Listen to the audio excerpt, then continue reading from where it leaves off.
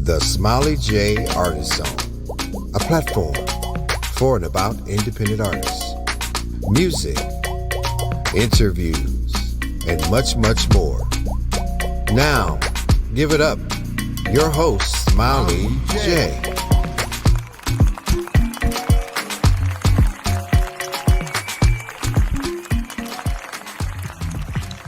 Welcome to the Smiley J Artist Zone, a platform dedicated to independent artists, where artists can come and hang out and share their music and also chit-chat about a little bit of everything. I'm your show host, Smiley J, and I want to thank you guys for tuning in and hanging out with me today. I'm here each and every Thursday, 7 p.m. Eastern Standard Time. Now, you can also catch the show on your favorite podcast platform, such as Apple, Amazon, iHeart, Pandora. I'm in most major podcast directories, as well as a host of others. Now, as we continue this month-long observance of Black Music Appreciation Month, where I will, feature a special guest each week from the music industry and highlight all of their contributions. So let's go ahead and get on with it. Now, today's guest is Mr. Myron Ruffin from Unlimited Wealth Entertainment. Myron has years of experience in the music industry, where he has worked in various positions, excelling in all. He really is a jack of all trades. Now, I'm not sure if he can sing, though. We're going to find out. Now, Myron was the recent recipient of the 2021 Indie Souls Awards Promotions Person of the Year. You guys, please help me welcome Mr. Myron Ruffin. Greetings. Welcome to the Smiley J Artist Zone. How are you today, sir? I'm well. How are you? I'm doing well. I want to thank you for hanging out with me, today and being my special guest as we celebrate Black Music Appreciation Month. I'm glad to be here. Yes. Now, before we dive into Black Music Appreciation Month, I just want to give my audience a little background on you. Now, you have years of experience in the music industry. I just want to take some time and highlight some of your many jobs, many positions that you had in the music industry and still holding down. Event planning, concert promotions, road manager, label and distribution consultant, artist, producer manager, show producer. Show producer for the Cleveland Family Unity in the Park Jazz Festival.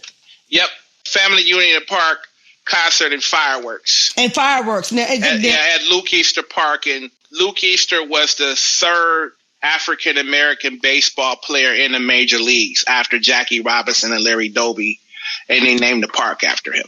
What's his name again? Luke Easter. Luke, see, I told you I have smart guests, and I'm always learning. I get excited when I learn new things.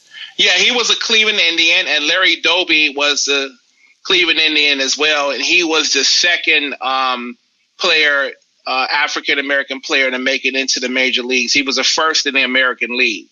Wow. Well, look at that. We've learned this. Well, I'm learning something. My audience may have already known this, but thank you. Absolutely. Now, is this an annual event? Yeah, it's an annual event up until this year. We had to retire the event as a result of COVID and as a result of some other issues that were happening where we couldn't get a permit for the park this year. Okay. It annually has gone on the last weekend in July. It was an event in which brought out about anywhere between 10 to 20,000 people. Wow. And I did it for 17 years. I produced the event and booked the event for 17 years, our company. And it was an event that merged old school talent with jazz, with neo soul. There was a lot of artists that appeared on the stage from every genre, from the SOS Band to the Dramatics to the Parliament. Wow. To Eric Roberson, Anthony David, to Kanye Doss, to Jeff Bradshaw, to you name it, Stokely, Mint Condition, the Average White Band, Loose Ends. Nice. Yeah, so it was pretty much an annual thing, the Whispers. So it was an annual event, and we merged this with the community. It was a free event in which we merged the corporate community with the inner city. So thus, we had a combination of block grant funds that was coming through the city of Cleveland, and we merged that with corporate support who provided sponsorships. And then we had people who were vendors. If they had a food license, they could sell food. If they had other license in particular that would meet health and safety standards, they can do that. So it was a community event that bridged every sector of the community. And when we ended, we actually had 6 councilmen and their funding involved with it. So nice. I know that the folks of Cleveland are going to really miss this event, and hopefully, hopefully they can bring it back. Who knows? Yeah. I mean, well, I hope they bring it back, and I hope that it's with newer energy. I remember people meeting each other there and getting married, and they now have kids as a result of meeting at this event.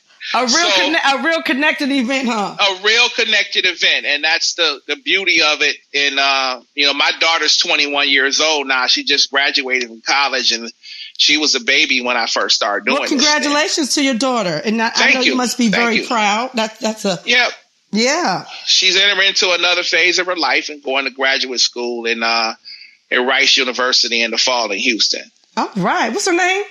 Her name is Makai. Shout out to you, Makai. Keep doing what you're doing, girl. So, did I miss anything? Now, you are currently a marketing promotion manager with RT Music Group. Am I accurate? Yeah, RT Music Group. I've been the marketing promotions, the head of marketing promotions for 15 years now. It's the label for Grammy recording artist Dwelle. Mm-hmm. And so I've handled everything from his radio to his booking for the past 15 years. And then there is my company, which I've had in business for the last almost 24 years. It'll be 24 years this October. And it's Unlimited Wealth Entertainment.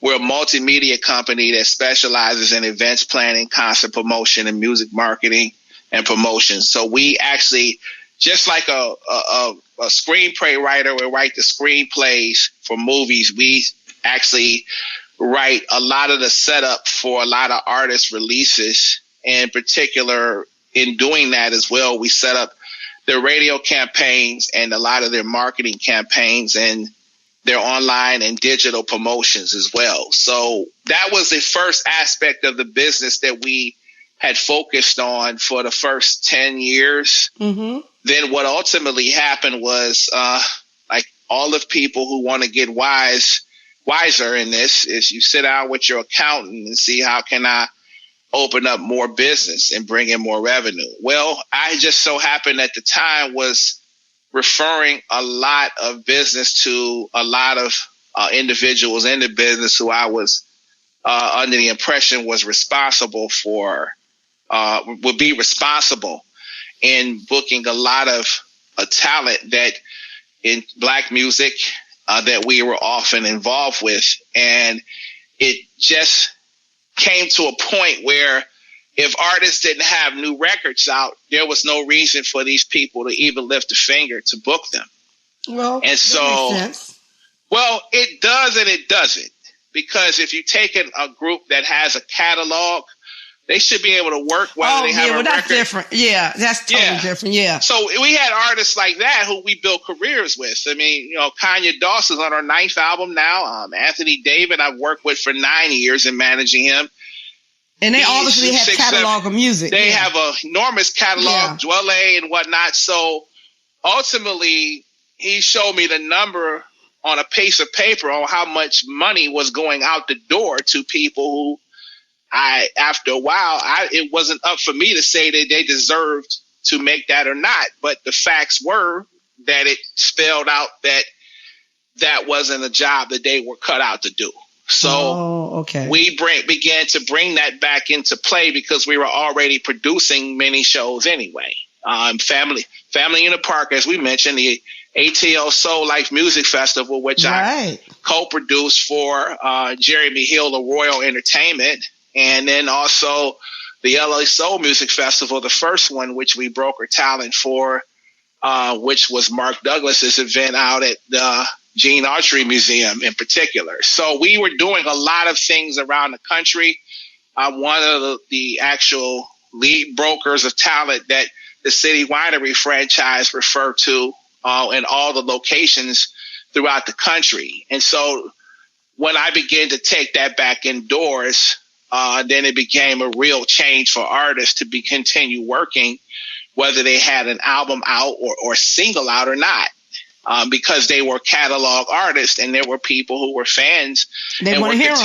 They want to hear them. They want to hear them and see them. I mean, Frankie Beverly hasn't made a new album in 25 years, but yet we still want to go and hear Before I Let Go and After the Morning After and Happy Feelings and all the other stuff. So, that's the industry, unfortunately, caters to, the flavor of the month. And the unfortunate thing is many of these artists who people are still fans of still should be honored to continue to work without having to do that if they didn't want to do that. I mean, if you want to start a family, if you want to start a family, or you want to be able to explore other aspects of your life, it still shouldn't mean that this over here should take a back seat because you don't have something out right now to be able to continue to work. And that I've never agreed with that supply side philosophy. I just never have. I'm glad you broke that down, because now, I mean, you're in it, you know all about it, and that makes a lot of sense. And, right. You have fans that are fans for life, and they want to hear their favorite artists, whether they have new music out or not, they want to go out and support them. Now, the ironic part about that, when everybody was sitting at home during this pandemic, is that one of the things we were accessible in doing, considering that I was loyal to many of the artists in that way, was that there was a lot of artists who knew that their biggest source of income was them being able to stream and receive sound exchange payments. So thus, I began to market a lot of their stuff to radio throughout this pandemic. A lot of artists came out with new records because, one, they had time to record them because they weren't on the road, and two, they were already in ownership of their own catalog and an ownership of what they would put out. So you had a lot of artists that did very well during this time, and we were thankful as a company to help them do well, given the circumstances of the pandemic. So now they're coming out the pandemic in a much more luminous state that they can work whenever they want to work now. And, thankfully our phone is not a pause from ringing right now. It's ringing quite a bit as a result of the artists being able to put in the work through this pandemic. So that's a good thing. I'm happy to hear that.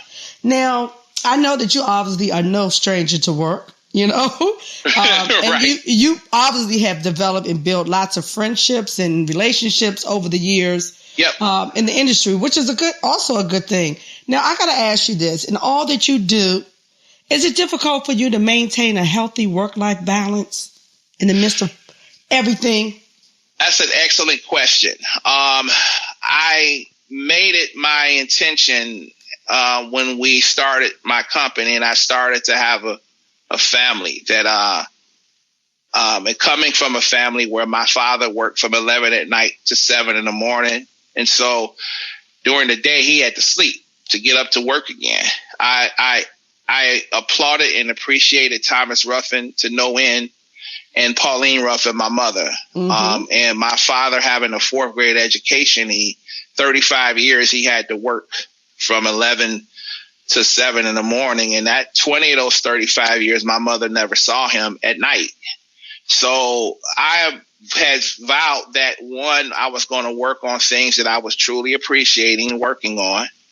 And two, it was going to be able to, I was going to provide an infrastructure and build towards an infrastructure where I could be around for my kids. So my kids, they don't remember really never seeing me during the week, not seeing me during the week. Now, the weekends, there's a lot of weekends. There would be at least 2 to 3 weekends out of the month I would have to go work somewhere. But during the week, I was always here for homework, for basketball games, for practices, to transport them to and fro. And that was, once you make that commitment, you got to, stick your flag in the ground, and it got to be what it's going to be. But it came at the sacrifice of understanding that some things you're going to have to pass up. But in the faith, a blind faith of that is that if you do solid work, people are willing to wait on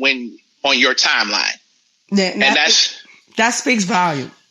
Yes. And again, it also taught me to live through my business.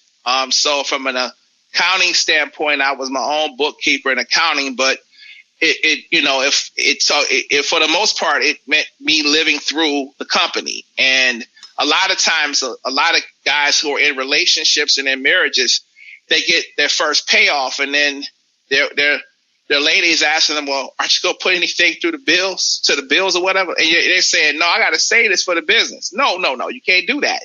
You got to live through the business. Pay your electric bill through the business. Pay your utility bill through the business. Pay your mortgage or your rent through the business. Right. And again, if your lady sees that the business is taking care of you both, then your support system is going to be there. So I do thank my wife for that, in that respect of things and getting that. And because that's something in a lot of circumstances that a lot of people don't really understand or get, that being the case, when they get into relationships with people. And then that's why the relationships fade. Let me ask you this.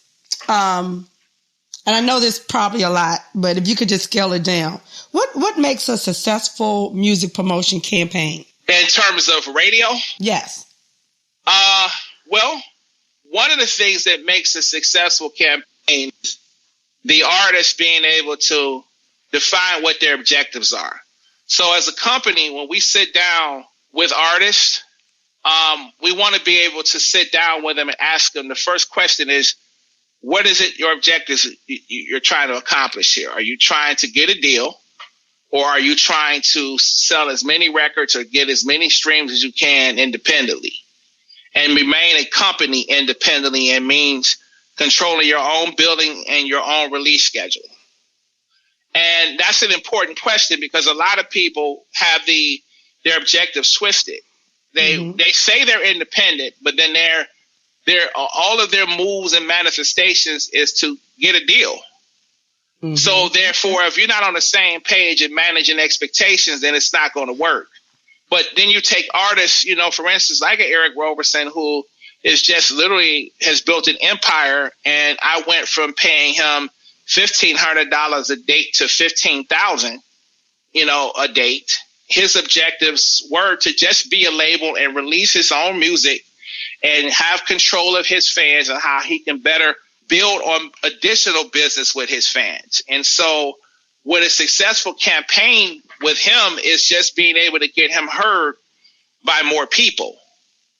Yeah. I mean, he's done an excellent job at building his fan base and having a very close fan community. And you know what? You hear his name, Eric Roberson, people like the music, and they just going to automatically buy the music because his music has always been consistently good. Good. And it's the same thing with Kanye Doss, who I've worked with, and it's been the most enjoyable music relationship in terms of, promoting and marketing her material, because from day one, I knew she was the type of artist, from the first album I worked with to now her 9th, that I knew that she's an artist that wasn't going to make one record and then fall off the cliff. She was going to be making music for the next 20 years. And here we are 20 years later, and this is the 20th anniversary is coming up of A Poem About Miss Doss. And to both. Yes, congratulations. Yes, yay to her. Speaking of her, we'll play some of her music today on the show. Okay. And so, artists like her, and now, again, Anthony David was another one I worked with, where the objectives for him was, he didn't want to feel as if he had to have a single to be relevant in the marketplace, and so he wanted to make sure that he made records that it defined itself, and wherever they landed is wherever they landed amongst fans who knew him. Mm-hmm. He just so happened in the interim to have 2 huge records and a couple number 1 hits, as well as a couple of fan favorites and stuff like Booed Up and whatnot, and some awards. Problem. And some awards. So with all of that, and with that is those things. So to me, a successful campaign is to under project and overserve your client. And this is with any business. If you under project and manage your client's expectations, then when things happen in addition to what you have projected, then you have overserved them. And that's the way that you continue to have repeat business amongst clients, because you're not asking them to trust you. Many of them don't know you from a can of paint. They do know of your reputation, but they don't know you. What you do ask them to do is to trust in your plan, execute it. And if you execute your plan and they step into that execution and their half of it, then they will learn to trust you over time. It's Wonderful. only inherent.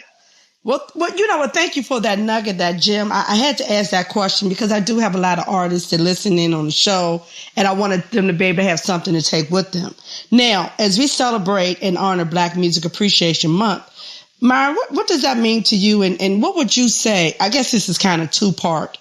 What does it mean to you? And what would you say to the new emerging artists who may not necessarily be familiar with this celebratory month? And why it's important for them to honor and support Black music?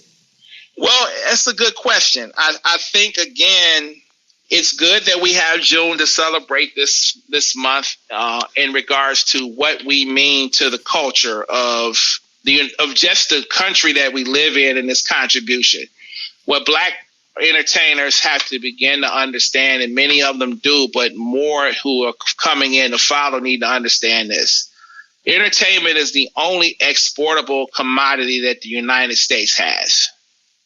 Okay? That means that it can transfer borders and making individuals here money.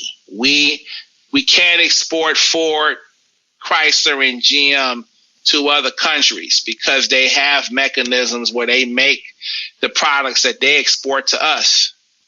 So we have to know that we carry a lot of weight in the world circle, but we have to better economically understand how we get paid and from what mechanisms and what revenue streams we get paid when we come into this. I deal with so many different people that come into this over the years, and 90% of them don't know where their checks are coming from, and some of them haven't even seen a royalty statement over time. That's a huge number, 90%? Yeah, that's about 90%. Yeah, and I reverberate that. I remember Dr. Dre saying the same thing. There's a lot of people who just treat this business as another form of a bank that's going to provide them a lending exercise. And that's where you have to, from day one, when you sit down with clients, discuss their expectations. Is it for us to shop you a deal and creating enough hysteria for that, or is it for you to be independently minded and soundly on your own?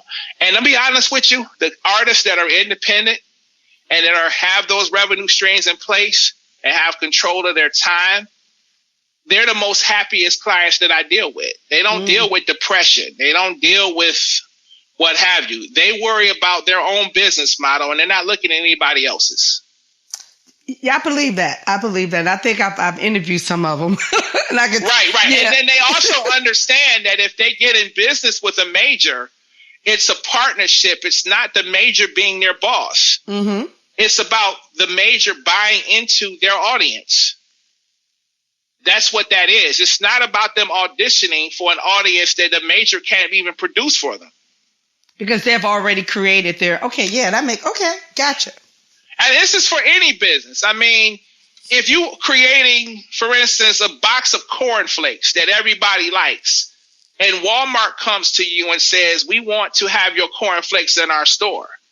But Walmart has the ideology. But here, because it's a supply side philosophy, hey, we want you to make those cornflakes at $1 a box versus making them at $2.50 a box, what you've been making them at. And you have to then now go to your local manufacturer and say, can you make these at $1 a box? Now that's suppressing a business there that you already have a model set up with. So then you decide you're going to go into that because you're trying to please Walmart. No, it shouldn't be that way. Your business model is your business model. and Walmart should have your cornflakes in the store the way it should be. Now, I might get in trouble with other manufacturers when I say this, but the realism of it is that I've seen a lot of companies go through dealing with things just to get into major operations. And then once they get their stuff in that store, then the corporation makes another product just like the one you got in that store to sell cheaper than the one you have. All right.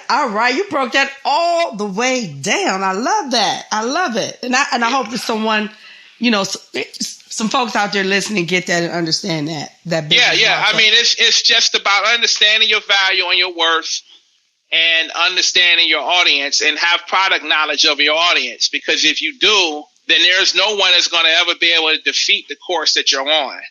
They may want to try to get in and figure it out and roadblock it to some degree, but they'll never be able to defeat it. That's what excellence is. It's a pulse. When you understand your product, then excellence is a pulse. It doesn't mean that you're going to be the best every year, and it certainly means you won't be the worst. But what it will mean is that your pulse is just like when you wake up every day. It's you keep going and going and going.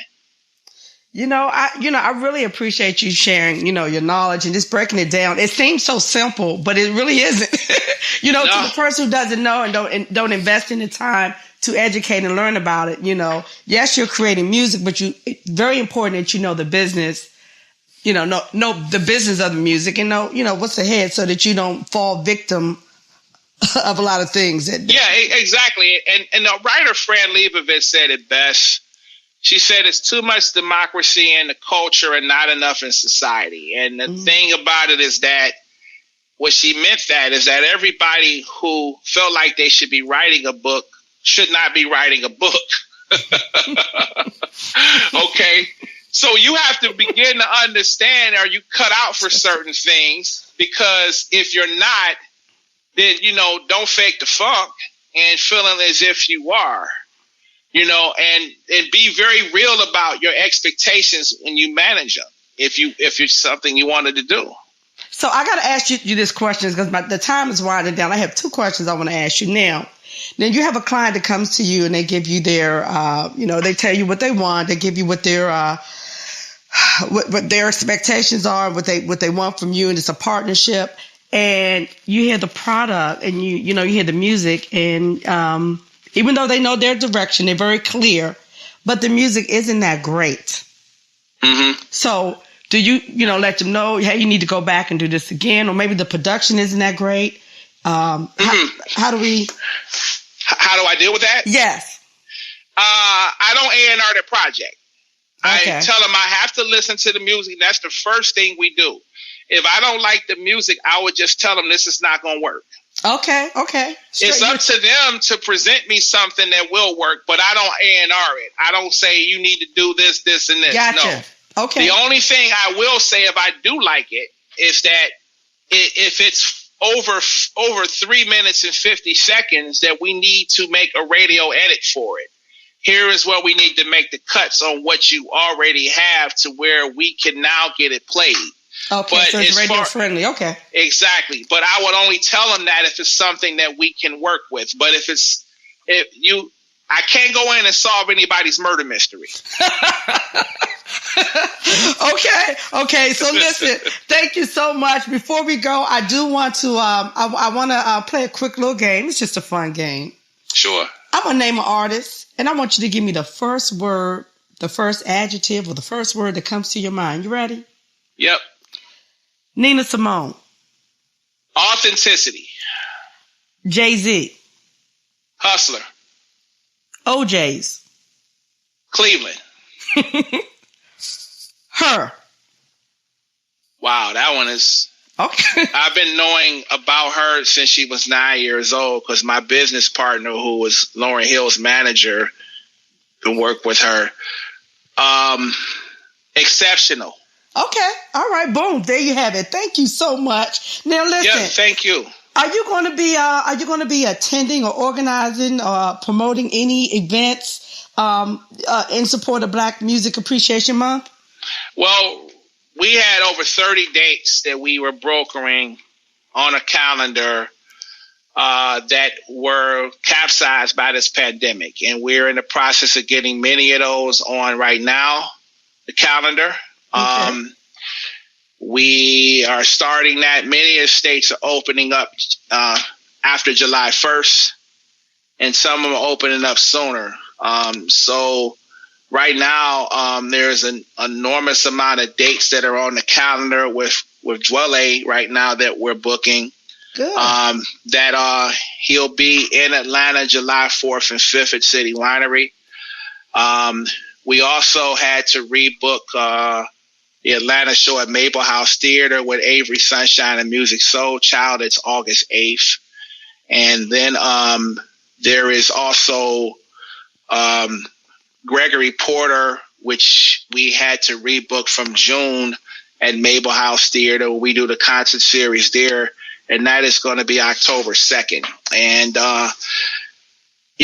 so it's, again, I retired from doing Family Unity in a park in Cleveland, but when one door closes, another open, and I'm beginning a new chapter now of an event in St. Petersburg, Florida, called the Sunbeam Music Festival that I'm doing with recording artist Alex Harris as well as Suzette Williams, who they're my business partners with this. And there's also a venue that we'll be doing quite a bit down in St. Pete called the Floridian. We're bringing things to. But yeah, there's a few things. Floridian. Right, you can always go to my Facebook page. It's Myron Ruffin. My two kids, me taking a picture with them in Times Square as the cover page, and there's also a picture of me smaller with me hugging on my mother's neck. It's easy to find. Okay. Go figure, guys. But you can also spot that there. As far as stuff with Dwelle, you can go to rtmusicgroup.com, and then anything regarding the City Winery franchise, which will have a number of things going into, from both Dwelle to Jeff Bradshaw and Kanye Doss. You can go to www.citywinery.com and find out many of those dates that are going on and are happening as well. Okay, last but not least, if someone wants to work with you, how do they get in contact with you? Yeah, you can contact me. I'm also on Instagram and Twitter at Myron Ruff. And Twitter, it's Myron Ruff, not Ruffin, but Ruff. And then you can get a hold of me on Instagram too as Myron Ruffin. But you also can email me at unlimitedwealthent@gmail.com. That's unlimitedwealthent@gmail.com. If there's any music that you want to talk about and me setting up a marketing plan for, to talk about radio and expense and cost effective packages for that, send it to that email address, as well as the music. I will need to hear it first. If it's something that I'm digging, I'll respond to it, not only just with an email, but with a phone call. If it's something that I feel like I can't do anything with, I will email you back and let you know. But give it a little time, about a week or two, because things are in high volume right now. All right. Well, I want to thank you, Myron, for stopping by, hanging with me in the zone, and dropping all those good jewels and sharing all your wealth of experience. I do appreciate it, and I wish you well in all that you do. And hopefully I can meet you face to face in the near future. Yes, that's coming up. We definitely will meet each other. And again, I thank you so much. We don't do this often because we don't have the time to do it. But when we decide to do something like this in your podcast, it's very valuable to us to get this information out where it's important. Indeed. And again, I appreciate you and I appreciate your time. And, enjoy Black Music Appreciation Month. Thank you so much. All righty. Peace. Bye-bye. Hi, this is recording artist Tip Space, and you are in the Smiley J Artist Zone. I want to thank you for your listening ears, and of course, a big thank you to today's guest, Mr. Myron Ruffin, who has a wealth of knowledge about the music business that he so graciously shared with us. He shared a lot of useful information. Now, Myron works with a lot of artists. Now, if you're an artist and you are interested in his services, go ahead and hit him up. He would love to hear from you. I thought I'd end today's show by featuring the music of some artists that Myron has worked directly with. So we're going to go ahead and get on the song Celebrate by Jeff Bradshaw featuring Kanye Dawes. And again, this song is entitled Celebrate, which we are doing all month and thereafter because Black music is loved and appreciated all year round. Until next time, I'm going to need you guys to be well, stay safe, and remember to listen to good music. Your ears will thank you for it. I'm Smiley J, and I'm out.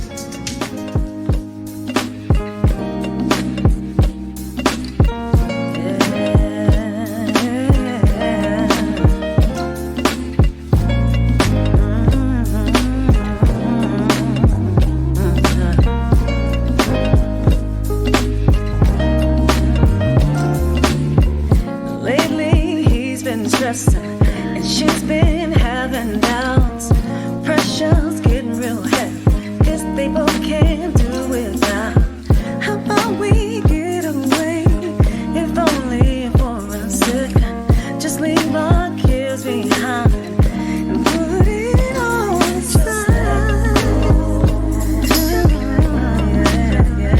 Don't mean nothing at all. Don't mean nothing. Just standing away.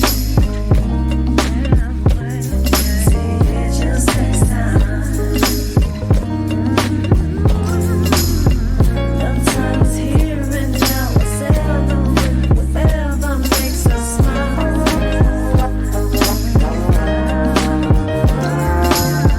Sometimes here and now, whatever makes us smile.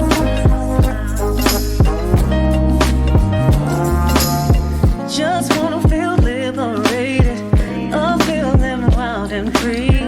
Get lost and don't look back, don't look back. See, I'm just loving life, making it my best friend.